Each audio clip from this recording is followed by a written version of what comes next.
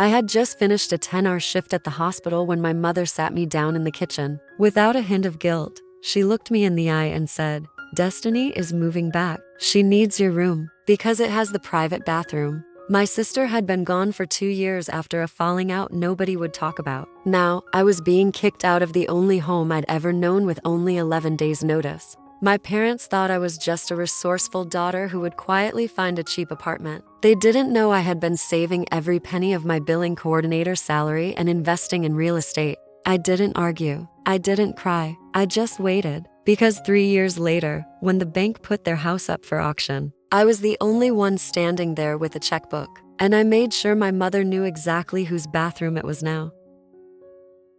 My name is Imani. I am 29 years old. I am the Director of Revenue Cycle Management at a regional hospital network. I oversee a team of 43 people and a portfolio of accounts that processes $200 million in annual billings. I am good at my work, precise, systematic, the kind of person who finds the inefficiency in a process and corrects it before it becomes a problem. I learned these skills early, not in school, though school helped. I learned them at home, in a house where being efficient and self-sufficient and invisible about my needs was the condition of being tolerated. My parents, Leonard and Claudette Barnes, were not unkind people in the way that cruelty requires intention. They were simply people who had organized their emotional resources around my sister Destiny from the time Destiny was old enough to require organizing around. Destiny was the younger one, by 5 years. She was, from the beginning, more demanding than me, louder, more insistent, the kind of child who knew how to make her needs known in ways that required immediate response.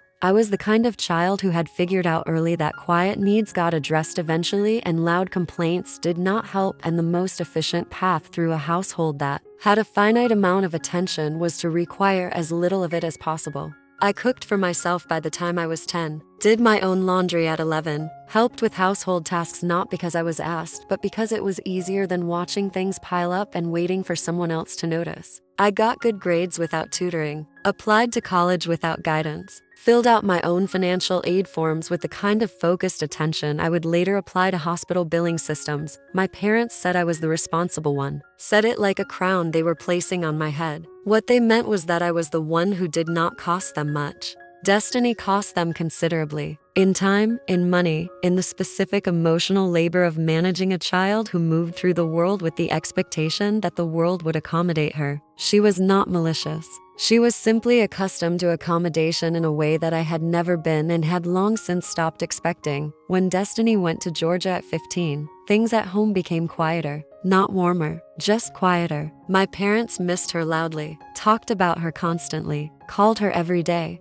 They called me when they remembered. I had been working since I was 16, saving since I was 17. By 22, I had $6,000 in a savings account and no debt, and a job that was growing in responsibility each year because I was good at it and because I showed up every day and handled things and never required much accommodation from anyone. I had $6,000 in 11 days and a laptop and the skills I had been building my entire life for exactly this kind of problem. I found a studio apartment in for days, smaller than my childhood bedroom, a 6th-floor walk-up in a building that smelled like old carpet and other people's cooking. $480 a month, which was all I could afford without depleting the savings I had promised myself I would not touch.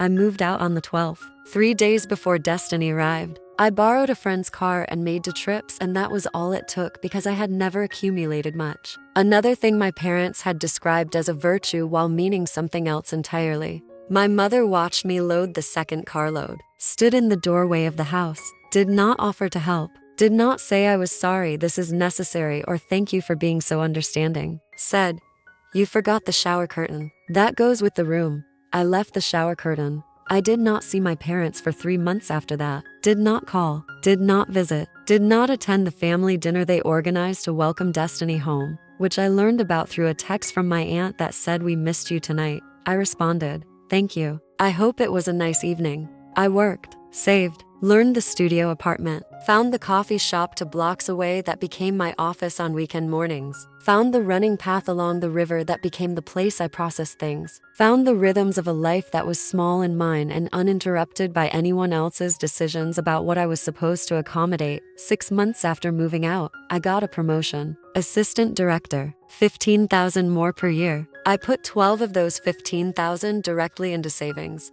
I was 23. I had a plan. It was not a grand plan. It was the kind of plan that begins with a number you write in a notebook and work toward with the same patient, systematic attention you bring to everything else. The number was a down payment. I know this seems fast. I know 23 seems young to be thinking about buying property, but I had grown up in a house that had demonstrated very clearly that other people's property was not stable ground, that a room someone else owned could be reassigned without notice, that the only truly reliable floor was the one you owned yourself. I had understood that at 22, standing in a kitchen with a glass of water being told I had 11 days, I was not going to forget it. I saved for 3 years, changed jobs once, got a better position at the hospital network, a regional role that came with a significant salary increase and a title that reflected what I was actually doing. By 25, I had $32,000 and a credit score that my banker described as excellent without the qualifier that usually comes before excellent.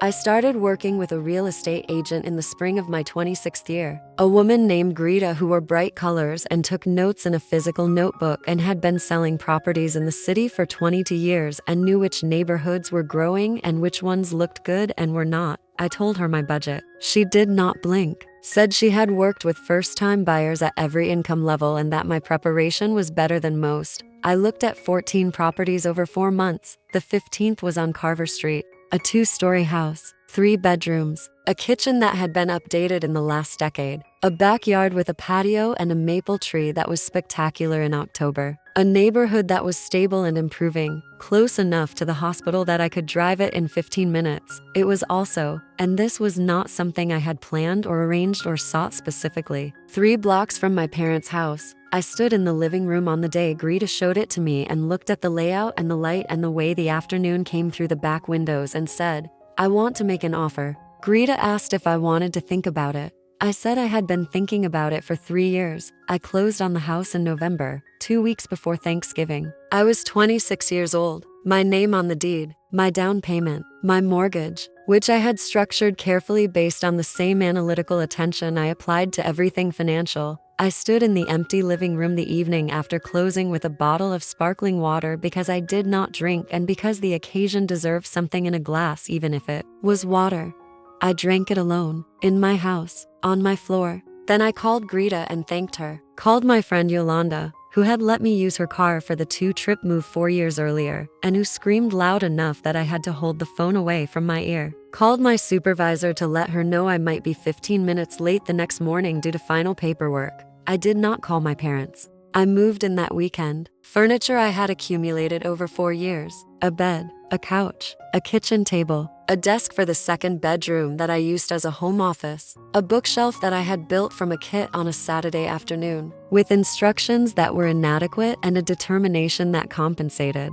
The house became mine the way things become yours when you make decisions about them. When you paint a wall the color you chose without asking anyone. When you arrange the furniture where you want it without consulting anyone. When you wake up in the morning and the first thought is not what someone else needs but what you are going to do with the day. I had never had that thought first before. It was extraordinary in the ordinary way that things are extraordinary when you have spent a long time without them. My mother called in January, a Sunday. Her voice had the particular register it used when she was reaching out after a gap and needed to locate me before she said whatever she had called to say. "Imani, we have not heard from you." "I know," I said. "Are you all right?" "I am fine."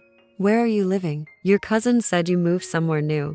"I bought a house," I said. Silence. The kind that means the information has arrived and is being processed against expectations that did not include it. "You bought a house?" "Yes." "Where?" "Carver Street." Another silence. Longer. "That is very close to us." 3 blocks, I said. "Why did you not tell us?" I thought about that question, about all the things I could have said in response to it, about the shower curtain, about 11 days, about a Thursday evening in April when I was 22 with a glass of water and no warning and a mother who had described my resilience as a compliment while using it as an excuse. I am telling you now, I said. My mother was quiet for a moment. Then, we should come see it. You are welcome to visit, I said. I will let you know when it is a good time. That was not an invitation. It was a boundary dressed in the language of openness. I was getting better at those. Leonard called 2 days later. My father, who had sat at the kitchen table and looked at his phone while my mother told me I had 11 days, who had never once, in my memory, stepped between his wife's decisions and their consequences for me. He said, "Your mother says you bought a house." "Yes, on Carver Street." "Yes." A pause. "That is close. 3 blocks." Imani. His voice had something in it I did not recognize at first. Something that might have been, underneath the awkwardness and the distance, something close to pride. "That is something. At your age, that is really something." "Thank you," I said, and meant it, the way you mean something that comes too late to be what it should have been but is still, in its lateness, real. "I did not know you had that kind of savings," he said. "You did not ask," I said, quietly, without accusation, just as information. He was quiet for a long time after that. "I am sorry about how things happened," he said. "When you had to leave." Had to leave was doing a lot of work in that sentence, but it was more than I had expected from him. And I was 30 years old enough in spirit, if not in calendar, to recognize that some apologies come shaped wrong and are still apologies. "I know," I said.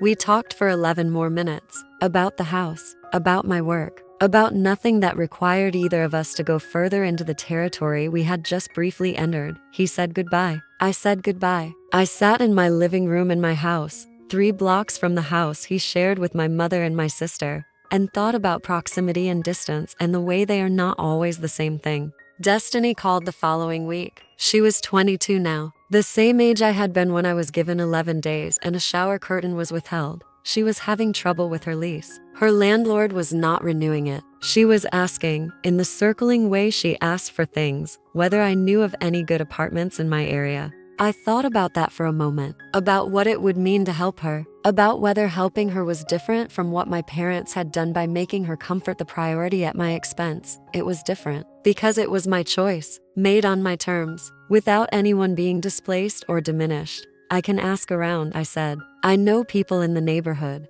Could I stay with you? Just for a little while I look." I thought about the 3rd bedroom, the one I used for storage, the one that had a window facing the maple tree. "For 2 months, I said, clearly defined. 2 months. We set an end date now." "Okay," she said, surprised, I thought, at the precision of it, at the conditions stated clearly instead of implied and left to interpretation. "And you help with utilities while you are here." "Okay. I mean it, Destiny. 2 months with a clear end date. I am not running a long-term arrangement." "I understand," she said. She moved in March, stayed 2 months as agreed, found an apartment for blocks away, left without drama or extension or any renegotiation of the terms. I did not know whether the precision had surprised her or whether she had simply decided, for once, to meet a clear expectation clearly. Either way, it had worked. My parents came to see the house in April. My mother walked through each room with the expression she wore when she was recalibrating something. My father stood in the backyard and looked at the maple tree and said it would be beautiful in the fall. He was right. It was. My mother stood in the kitchen, which I had painted a deep green that I loved and that she would not have chosen, and looked around at the decisions I had made about my own space, and said, "You have done well for yourself." It was the closest she had ever come to saying what I had needed to hear when I needed to hear it. 7 years late, delivered in a kitchen in a house I owned 3 blocks from the one she had asked me to leave. I said thank you, meant it in the limited way you mean, things that arrive correctly but late. She did not apologize for the 11 days, did not mention the shower curtain, did not acknowledge the Thursday in April that had started all of this. I did not bring it up, not because I had forgotten, because some things do not need to be relitigated to be understood. She knew what had happened. I knew what had happened. The house I was standing in was its own kind of statement, a 3-bedroom statement 3 blocks from the decision that had set it in motion. I still work at the hospital network, was promoted again last year. The title is director now. The team is larger. The work is meaningful in the specific way that work is meaningful when it ensures that people receive what they are entitled to from systems designed to be complicated enough that entitlement is easily lost. I find the inefficiency. I correct it. I make sure what is owed arrives to the people it is owed to. I do this in my professional life. I have also, in the quieter way of lived choices, done it in my personal one. What was owed to me was stability. A floor that could not be reassigned. A space that was mine without conditions or expiration dates or someone else's sister requiring it. I built that floor, 3 blocks from where I was told to go live in the streets. Though she had not used those words exactly, she had used words that meant the same thing with the plausible deniability of not having said it directly. I was 22, with $6,000 in 11 days and a laptop and skills I had been developing my entire life. I was 26, with a deed and a maple tree and a kitchen painted a deep green that no one had been consulted about. 7 years later, the house has appreciated significantly. I have refinanced once. The equity I have built is the most tangible evidence I have of what it means to turn a displacement into a foundation. My mother said I was resourceful. She was right about that. She simply did not understand what I was going to do with it. Here is what I want to know. If your parents gave you 11 days to leave your childhood home to give your room to your sibling, would you have cut contact the way I did? Or would you have stayed close and tried to maintain the relationship? Some people say you should never let family damage get so deep that you stop reaching out. Others say that some actions reveal so clearly what you are worth to your parents that staying close is simply choosing to be hurt again. Do you think I was right to buy a house 3 blocks away? Or should I have moved as far as possible and never looked back? And the question that keeps me thinking, when your mother finally says you have done well for yourself 7 years late, does it heal anything? Or does it just confirm that you were right to stop waiting for it sooner? Tell me your honest answer in the comments. If you believe people should face the consequences of their actions, hit subscribe. I have got more stories of justice that will blow your mind.